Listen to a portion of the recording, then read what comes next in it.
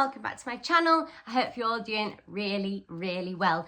I'm so excited to be filming today and bring you today's video. It's been, I think, 2 weeks since my last upload. I do apologise about that. I film when I can, depending on my physical and mental health. But today, what I wanted to talk about, you've probably gathered this from the title, is the topic of codeine. So, in my last video that I posted, I told you the sort of content that will be upcoming on the channel, and there's quite a range of stuff which I think is fun, and I think it's good to keep it mixed up a little bit. But addiction content is very important to me. I've had issues with addiction in my past, if you watch my channel, and I did in the past actually have a bit of a run-in with codeine, to be honest. It wasn't long lasting. My main addictions were cocaine and amphetamine separately. Cocaine was like 4 years. But what I want to do today is talk about what happened with codeine and how it came about and how, so I ended up okay and I managed to get out of the clutches of it.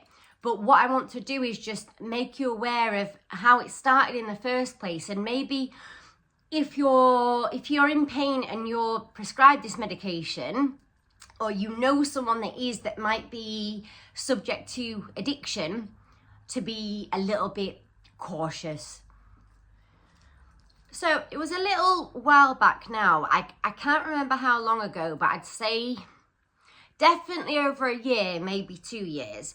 And I suffer with severe eczema. And I'd had a really bad flare-up and I needed pain relief. It was so bad that when I was laid on this side of the bed trying to get comfortable, it would take me all of my might to turn over to the other side because of the pain. So I reached out to the doctors, and because I knew ibuprofen wasn't going to cut it with this. I actually have a phobia of taking paracetamol, which is weird considering the other substances I put in my body over time, but hey ho. And yeah, so I'd messaged to say that I needed the pain relief along with my normal medication. So they sent me a pack of codeine to help with my skin pain.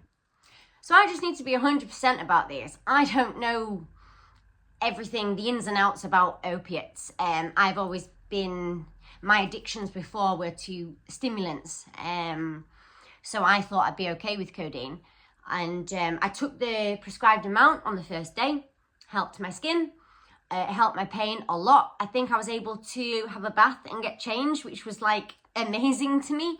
And yeah, just took what the packet told me to take, and it helped and it did the job that it was meant to do.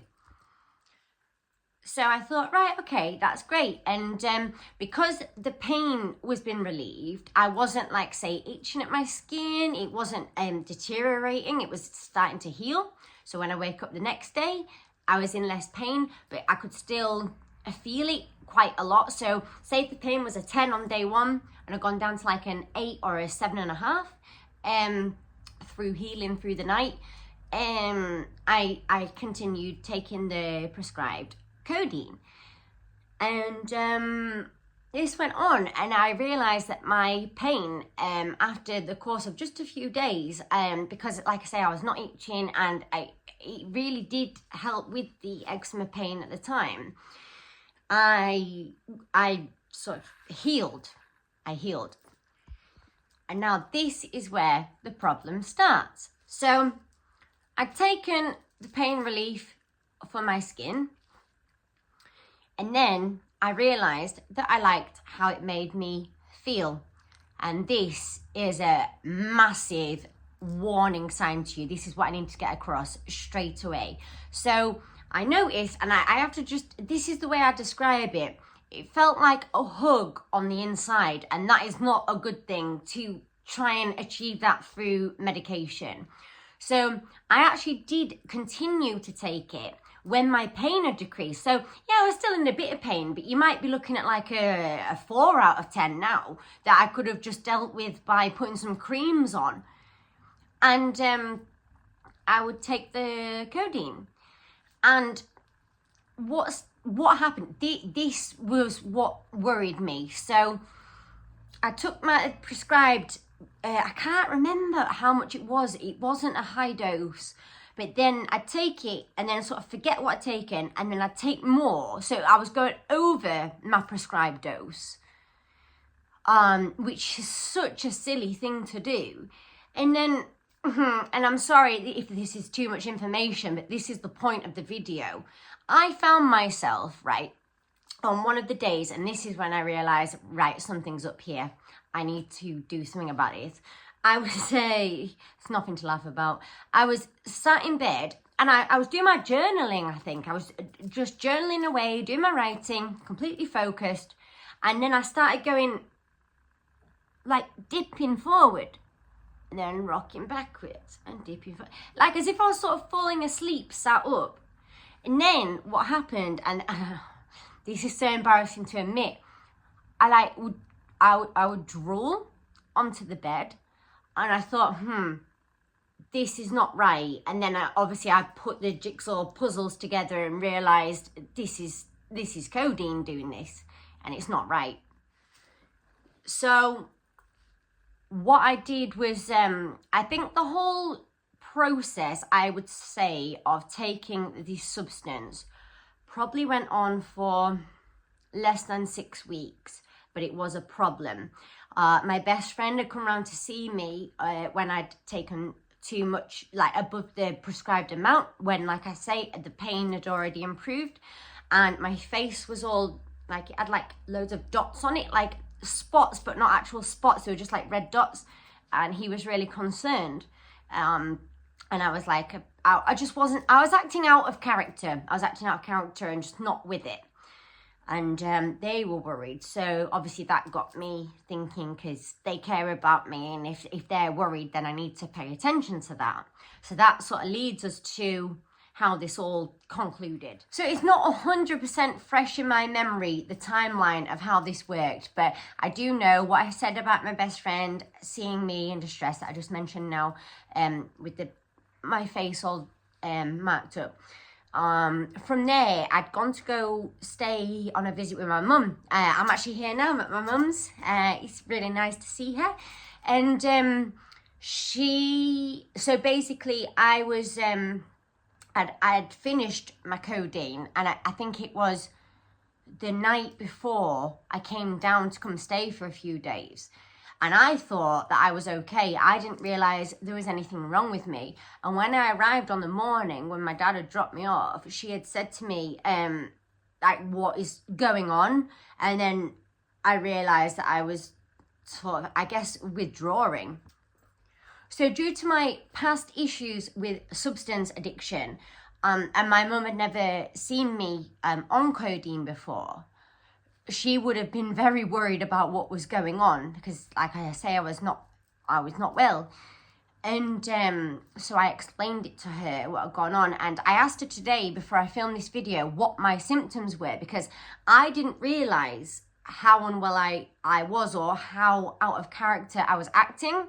And I've got a list here, just a short list of the main things. So we've got sweating, delirium, tremors, a massive skin breakout, again, and very severe agitation. So what we did, because I said I do not want more, I just want to get off it now and get back to normal, because obviously it's a slippery slope. I've been through too much in my past to go for anything like that again. My skin pain was clear, so there was no need for this medication anymore. So let's, like, get it sorted. So my mum rang the doctors to find out advice on where we go from here. And I have no bad words to say about my doctors. They're amazing. They gave me the pain relief that I needed for the skincare. It's not like they kept giving it over and over again. I think maybe twice, and that's what, but that was enough to like the stuff. But my doctors are very, very good with me. And they understand my mental health and things. But so we called up, and they said the best thing to do, so there was the option of going to A&E, but it seemed a bit far-fetched because I've been in much worse states than that, I must say. I've been in worse states than what I was. I wasn't well, but I've been a lot worse. So we decided the best way was just to rest at home here with my mum and just wait for the withdrawals to pass. And I'll be honest, it wasn't too severe. To say that I've gone through cocaine and amphetamine withdrawal and the codeine, it's not like I was taking loads and loads. I was just overtaking it a bit. And this is the message I want to get across, is it can start off as something really small and then it could increase. So if I hadn't nipped this in the bud, if you like, I could have ended up as ill as I was on the other substances. But I think my doctors would have been alert enough to not keep prescribing it. So what would have happened then was maybe I would have gone looking down different routes to get opiate-based things, and that is a very, very dangerous road, and I'm aware of that. So I think we spent the day through the withdrawal, so I probably wasn't very hungry, probably needed to be a bit hydrated, but I don't remember it being too challenging compared to other withdrawals I've been through. And like I say, it's because I caught it early. If I'd have let this go on and let it get worse, oh my goodness, I don't even want to say how that might have felt. Like I say, looking for other ways of maybe even getting a stronger version of the substance. Nope. So let's wrap it up because I feel like I'm rambling. Point number 1, if you take codeine for pain, just make sure that you take the prescribed amount and don't overtake it, and don't take it once the pain has stopped, please. Point number 2, don't go looking for anything else after codeine that is like opiate related, because it's just not good. And point number 3, I got through the withdrawal in one day. I will not touch it again personally because of my addictive personality. But I do appreciate the benefits it has for people that deal with pain, and it did help with mine, but now I will stick to something that does not have a risk of addiction. So that brings us to the end of today's video. I really hope this could have been helpful in some way. My main aim is, if you're prescribed painkillers that have a risk of addiction, to be aware and cautious. I'm not saying it's that you can't take them, but I'm saying please be careful. And you know yourself better than anyone else knows you, so just be aware. And if you see someone that is going through something like this, like how my best friend or my mum had seen it, to sort of spot the warning signs. Because like I say, if I hadn't have caught it quickly, what would that have led to?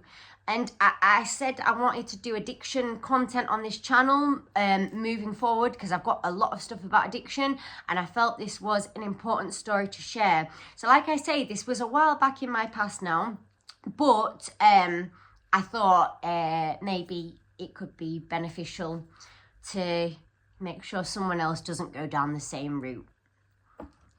And yeah, that's it. So let's wrap it up for now.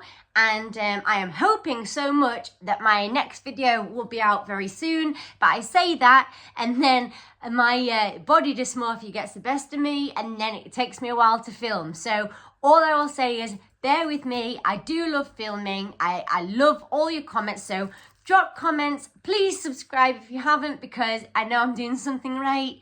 And I love you all so much, and I hope this is an okay video today and that it can be useful, and it's great to be filming. Ciao for now.